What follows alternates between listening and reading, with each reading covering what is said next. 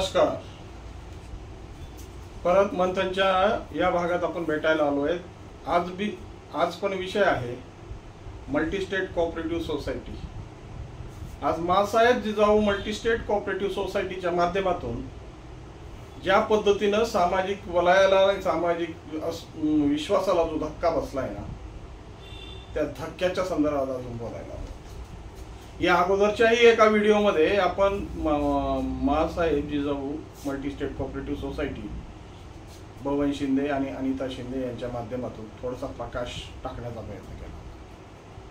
हा प्रकाशाचा झोत हा गुन्हे दाखल झाल्यानंतर झाला आणि हे गुन्हे दाखल हे सर्वसामान्य माणसांच्या आक्रोशाने झाले. सर्वसामान्य माणसांनी आज शिवाजीनगर पोलीस स्टेशनमध्ये गुन्हा रजिस्टर नंबर 360 अन्वये 420 या कलमाखाली या प्रकरणाचा तपास चालू आहे. आज आर्थिक गुन्हे शाखा या तपासावर पूर्णपणे लक्ष ठेवून आहे आणि या सगळ्या संदर्भातून जेव्हा आज ज्या काही गोष्टी उजाळ्यात येत आहेत, त्यांच्या संपत्त्या त्यांची मालमत्ता जेव्हा जप्त होण्याच्या मार्गावर आहे ना, तेव्हा सर्वसामान्य माणसाच्या या अडकलेल्या पैसे मिळतील पण त्याला वेळ लागणार. जवळपास जेव्हा या संदर्भातून थोडासा मागोवा घेण्याचा प्रयत्न केला आणि बबन शिंदे आणि अनिता शिंदे यांनी अनिता शिंदेच्या माहेरी जाऊन ज्या पद्धतीने शेतकऱ्यांना त्यांच्या कापसाच्या वेळेस, त्यांच्या सोयाबीनच्या वेळेस, त्यांच्या हातात आलेल्या पैशाच्या वेळेस यांनी जाऊन त्यांना कशा पद्धतीने आपल्या बोलण्यात घेतलं, त्यांना पटवलं आणि आपल्या शाखेमध्ये जास्तीत जास्त पैसे हे ठेवीच्या स्वरूपात ठेवून घेण्यात आले. आज प्रत्येक जण हा 15% लालसेपोटी या चक्रव्यूहात अडकलाय. आज जवळपास प्रत्येकाने आपले पैसे जे आपल्या गाठीला बांधून आपले स्वप्न पूर्ण करायला किंवा व्यवहारात आणले असते तर कदाचित असा त्रासही झाला नसता आणि या पद्धतीच्या मनस्तापी करण्याची वेळ आली नसती. पण 15% व्याजाच्या आमिषापोटी आज काय परिस्थिती आहे ती सर्वसामान्य माणसाला आणि या ठेवीदारांना चांगल्या पद्धतीने चटके बसलेले आहेत. जवळपास जेव्हा या पद्धतीची गोष्ट जेव्हा यांच्या लक्षात आली ना की ज्या पैशांना आपण चांगल्या पद्धतीने विनियोग करू शकतो, जवळपास या दिलेल्या फिर्यादीनुसार 150 कोटी रुपये हे यांनी आपल्या स्वतःच्या फायद्यासाठी आणि स्वतःचे स्वप्न फुलवण्यासाठी नाही त्या ठिकाणी गुंतवले. प्रत्येक गोष्ट जेव्हा आपल्या हातात नसते ना तर त्या गोष्टीचा गैरफायदा घ्यायची गरजच नसते. परंतु अशा अनेक स्वप्न, अनेक मनोरंजक कथा, अनेक मनोरंजक कल्पना आपल्याला जेव्हा अवतरित करायच्या असतील ना तर तेव्हा माणसाला ते म्हणतात ना, विनाशकाले विपरीत बुद्धी. त्या विनाशकाल जेव्हा जवळ येत असतो ना तेव्हा विपरीत बुद्धी आपल्या डोक्यावर हवी होत असते, आपल्या डोक्यावर थैमान घालत असते आणि या थैमानामुळे सर्वसामान्य माणसाचा जो विश्वास आहे, जो सर्वसामान्य माणसाचा ध्यास होता, ज्या सर्वसामान्य माणसांनी ज्या आशेने तुमच्याकडे पैसे गुंतवले होते ते पैसे आज पूर्णपणे ठप्प झालेले. न्यायालयीन प्रक्रिया चालू आहे, मंत्रालयातून पत्र येत आहेत, मंत्रालयाच्या पत्रावर एकमेकाच्या संदर्भातून त्यांच्या स्क्रुटन्या चालू आहेत, ज्या पद्धतीने त्याच्या तपासण्या चालू आहेत की काय नेमकं परिस्थिती काय. आणि या सगळ्या गोष्टीचा जेव्हा आढावा घेतला ना तेव्हा फक्त एकच गोष्ट समोर येते, तो म्हणजे मनस्ताप.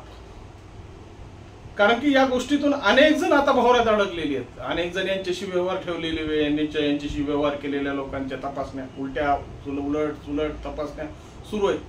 म्हणजे हम तो डुबे सनम तुम्ही भी ले डुबे, अशी प्रकारची जी संकल्पना आहे ना या माँसाहेब जिजाऊ मल्टी स्टेट कोऑपरेटिव्हच्या या संचालकांनी, चेअरमननी, त्यांचे पती बबन शिंदे, तिथल्या मुख्य कार्यकारी अधिकारी अनिता वांड्रे, यांचे चिरंजीव मनीष शिंदे आणि यांचे जावई योगेश करांडे, अशा अनेक लोकांचे नावं आता या दप्तरी जोडले गेले.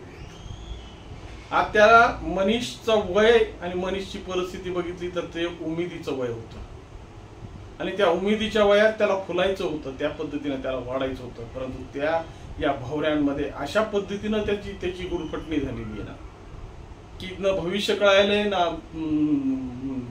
भूतकाळ आठवू राहिलं. कारण की या दोघांच्या तिरढ्या तिटपीटमध्ये जेव्हा चुकलेले निर्णय जेव्हा ऐकतात, निर्णय चुकतात ना, तेव्हा ते निर्णय एकदम अशा माणसाला गुंथून टाकतात. ती परिस्थिती आज या मल्टी स्टेट कोऑपरेटिव्ह सोसायटीच्या माध्यमातून जी काही संचालक मंडळी आहेत, ते अनिता वांड्रे असतील किंवा या संदर्भातून ज्या काही लोकांचे संबंध या मल्टी स्टेटशी जोडले आहेत ना, त्यांची परिस्थिती आहे. खऱ्या अर्थानं सर्वसामान्य माणसांनी तुमच्याकडे पैसा हा विश्वासानं ठेवला होता. विश्वास कशाचा होता? की विश्वास होता तो उन्नतीचा. तो परीघ तुम्हालाही गाठता आला असता आणि ह्यांनाही गाठता आला असता. कारण की अनेक अशा संस्था आहेत की ज्या संस्था ह्या पैपईच्या हिशोबाने आज कोट्यावधी रुपयाचा व्यवहार हे आज बाजारामध्ये करतायत. त्याच्यातलीच एक संस्था आहे, त्याच्या इथल्या विभागीय मुख्य अधिकाऱ्यांशी बोलणं झालं तर ते म्हणले की अशा परिस्थितीच्या संस्थेमुळं आज आम्हाला जवळपास 100 कोटी रुपयाचं डिपॉझिट आमच्या शाखेतून लोकांनी उचलून घेतलं. म्हणजे चांगल्याही कामात चांगल्याही पद्धतीनं काम करणाऱ्या लोकांनाही आज या जी परिस्थिती ओढावली आहे ना, त्या ओढावलेल्या परिस्थितीमुळे आज त्रास भोगण्याची वेळ आली. कारण चांगल्या गोष्टीवर जेव्हा 1-2 गोष्टी होतात ना, तर त्या संदर्भातून चालणाऱ्या चांगल्या गोष्टी सुद्धा याच्याने बाधित होतात. या बाधित व्यवस्थेमुळे सर्वसामान्य माणूस, मी म्हणत नाहीये की मासाहेब जिजाऊ मल्टी स्टेट कोऑपरेटिव्ह एकटी या गोष्टीला जबाबदार आहे. या गोष्टीला ज्ञानदादा बी तेवढीच जबाबदार आहे, या गोष्टीला साईराम बी तेवढीच जबाबदार आहे, या गोष्टीला मराठवाडा अर्बन माजलगावची तीही तितकीच जबाबदार आहे आणि तेवढीच मासाहेब जिजाऊ ही जबाबदार आहे. कारण एकाने केलेली गोष्ट हे दुसऱ्याला करता येईल ह्याची शाश्वती नसते. कुटुंबींनी तयार केलेले चित्र हे कदाचित बबन शिंदेनाही त्याच पद्धतीने रेखाटता येतील याची शाश्वती नसते, किंवा साईराम परभणेलाही रेखाटता येईल याची शाश्वती नसते. पण कसं असतं, तुने आपल्याकडे ती पद्धत आहे ना, मेंढराच्या सारखी, एका मेंढीने उडी मारली की दुसरी मेंढी आपोआप उडी मारते. मग त्या पद्धतीने लोकांकडून आलेला पैसा, ही मल्टी स्टेट म्हणजे लोकांची आलेली गुंतवणूक, या गुंतवणुकीचा योग्य तो विनियोग करून ह्याच्यातून मिळवलेला नफा, त्याच्यावर चालवलेली ही संस्था. परंतु ही संस्था फक्त आपल्या मतलबासाठी आपल्या स्वप्न फुलवण्यासाठी नसते, हे यांच्या लक्षातच आलं नाही. यांनी नाही त्या ठिकाणी पैसे गुंतवले, नाही त्या ठिकाणी लोकांना पैसे दिले. आज त्या पैशाचा विनियोग कसा केलाय हे यांच्याही डोक्यात नाहीये. याच्या तपासच चालू आहे, त्याच्या या सगळ्या गोष्टी चालू आहेत. पण आज सगळ्या गोष्टीचे खापर हे जे संचालक आहेत करणारे करून गेले, पण संचालक मात्र या भोवऱ्यात अडकले. खऱ्या अर्थाने या सगळ्या गोष्टीचा थोडासा आपण विचार केला ना, या गोष्टीमध्ये थोडीशी मीमांसा केली ना, तर करणारा एक असतो पण भोगणारे अनेक असतात. एकाच्या कर्मीचे फळ अनेकांना भोगावे लागतात. आणि या भोगल्यामुळं आज बाजारपेठेमध्ये सगळ्याच पद्धतीच्या लोकांमध्ये संभ्रम निर्माण झालेला आहे. आज बाजारपेठा ज्या पद्धतीने फुलवायला पाहिजे, ज्या पद्धतीने विकसित व्हायला पाहिजे, ती विकासाची गती पूर्णपणे थंडावली आहे. आज बाजारात माणूस दिसायला तयार नाही. शेतकरी शेतकऱ्यांचे जे अडकलेले पैसे, आणि याच्यात अजून एक कळस झालेला आहे की जे काही शेततळ्यांचे किंवा शेती तळ्यांचे पैसे, रस्त्यांचे पैसे ज्या पद्धतीने आले होते, यांनी आपले दूत पाठवून दूतांच्या माध्यमातून दूतांना कमिशन देऊन त्यांनी या सगळ्या लोकांना पैसे या मासाहेब जिजाऊ मल्टी स्टेट कोऑपरेटिव्ह सोसायटीमध्ये गुंतवायला लावले. आज त्या दूतांनी आपल्या स्वतःच्या छोट्याशा लालचीसाठी जे काही त्यांना भाग मिळत असेल त्या भागासाठी त्यांनी समोरच्या माणसांना, आणि आज त्या दूतांच्या घरांसमोर ही भूत अशा पद्धतीने नाचायला लागलीत ना आता, की आज त्यांना त्यांची आई आठवायला लागली. कारण की प्रत्येक परिस्थितीमध्ये बघा तुम्ही की जर तुम्ही कुणाला स्वतःच्या 1 रुपयासाठी दुसऱ्याचे 100 रुपये जर तुम्ही तोट्यात घालत असताल ना, तर तेव्हा त्या 99 रुपये फेडताना तुम्हाला कशी यातना होतात ना, त्याची स्पष्ट उदाहरण आणि स्पष्ट प्रचिती म्हणजे Masaheb Jijau Multi State Cooperative Society. आज जवळपास काही लोकांनी शेतीचे किंवा याचे भूसंपादनाचे आलेले पैसे आलेल्या त्याच आले तसे त्यांनी त्या शाखेमध्ये भरले आणि त्याच्यावर व्याज मिळेल या आमिषानं तिथं गुंतवणूक केली. परंतु आज त्या माध्यमातून ज्या लोकांनी हे पैसे गुंतवलेत ना आणि हे पैसे गुंतवण्यासाठी ज्यांनी त्यांना उत्स्फूर्त केलंय ना, आज ते लोक पूर्णपणे हवा दिलेत आणि हे हवा दिल असल्यामुळं सामाजिक परिस्थितीमध्ये यांचीही आता चलणं फिरणं मुश्किल झालं. कारण की ह्यांची परिस्थिती अशी झालेली आहे की ज्यांचं मिळालेलं कमिशन सुद्धा यांनी याच मल्टी स्टेट कोऑपरेटिव्ह सोसायटीमध्ये डिपॉझिट म्हणून ठेवलं. म्हणजे हातचंही गेलं, म्हणजे थोडक्यात म्हणायला गेलं तर तेलही गेलं, तूपही गेलं, हाती राहिलं धुपाटणं. म्हणजे आज फक्त रोष पत्करण्याची वेळ आलेली आहे. आणि प्रत्येक गोष्टीमध्ये तुम्ही विचार करा की या संदर्भातून जर अशा पद्धतीचे रोष तुमच्या कुटुंबाशी जवळ जोडले जात असतील ना, तर तुमच्या कुटुंबाला या गोष्टीची झळ खूप मोठ्या प्रमाणात असते. तुम्ही करून मोकळे होता हो, पण जेव्हा ते कुटुंबातील लोक जेव्हा बाहेर पडतात ना, तर तेव्हा लोकांचा बघण्याचा दृष्टिकोन आणि लोकांची जी एक द्वेष असतो ना, त्या कुटुंबाला त्याचा सामना करावा लागतो. आज कुठं कुठं तुम्ही तोंड लपवणार आहे आणि तुम्ही या गोष्टीचे तोंड लपवण्यासाठी तुम्हाला जागा सुद्धा कुठं सापडणार आहे का, हा सगळ्यात मोठा प्रश्न आहे.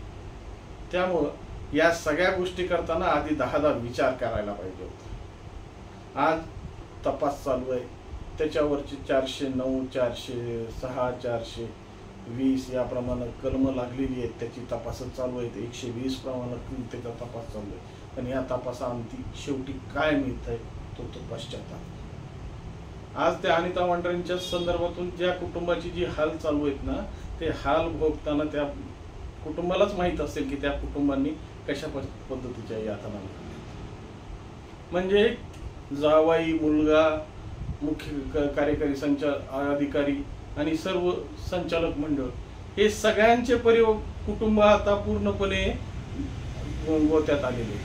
या कुटुंबाला कशा पद्धतीने सर्वसामान्य माणसासमोर करणारे करून गेले, पण भोगायची वेळ या लोकांवर आली. आणि या लोकांच्या परिस्थितीचा आढावा जर घेतला ना, तर खूप म्हणजे दयनीय परिस्थिती वाटते की परिस्थिती ही अशा करणाऱ्या लोकांना आधी सद्बुद्धी देवा. त्यामुळं मल्टी स्टेट कोऑपरेटिव्ह सोसायटीच्या माध्यमातून ठेवीदारांना आणि आर्थिक गुन्हे शाखेच्या अधिकाऱ्यांशी बोलत असताना मला अजून एक गोष्ट कळाली की 2017 मध्ये एक परिपत्रक निघालं होतं. बहुधा हे परिपत्रक प्रत्येक मल्टी स्टेटनं लावलंय का नाही ह्याच्या संदर्भात मला थोडीशी शंका आहे. पण या पैशाची ज्या पद्धतीने तुम्ही पैसे या मल्टी स्टेटमध्ये ठेवताय त्याची हमी बी तुमचीच आणि गॅरंटी बी तुमचीच आहे. शासन याच्या जबाबदार नाही. म्हणजे तुम्ही ठेवलेले पैसे याची हमी शासन तपास करेल. त्या तपासाअंती जे काही गोष्टी सापडतील, ज्या प्रॉपर्ट्या मिळतील त्यावर तुमचे पैसे देण्यात आपण, परंतु ही पूर्ण रिस्क, पूर्ण जोखीम ही तुमचीच राहील असं परिपत्रक निघालं होतं. त्या परिपत्रकाचा आढावा जर सर्व ठेवीदारांना मिळाला असता तर कदाचित या पद्धतीचे नुकसान, या पद्धतीच्या त्रासाला हे सर्वसामान्य माणसाला भोगण्याची वेळ आली नसते. या सगळ्या गोष्टीचा एकच अंत निघतो की सर्वसामान्य माणसाला तुम्ही दगा देऊन तुम्ही स्वस्त बसू शकणार नाही. या सर्वसामान्य माणसाला फसवून त्याच्याकडून त्याचे पैसे, त्याची संपत्ती घेऊन तुम्हाला कुठेही शांतता मिळणार नाही. तर त्या गोष्टीच्या विपरीत तुम्हाला जे काही चटके भोगायची वेळ येते ना, ती खूप दयनीय आणि खूप त्रासदायक आहे. त्यामुळं या सगळ्या गोष्टीचा थोडासा आढावा घेतला ना, तर या करताना सुद्धा 10 वेळेस विचार करायला हवा आणि काय होईल, कशा पद्धतीने होईल ह्याच्यातून मार्ग काढून सर्वसामान्य माणसांना मिळालेल्या, त्यांनी ठेवलेल्या विश्वासाला जपणं हे सगळ्यात चांगलं उत्तम उदाहरण आहे. नमस्कार.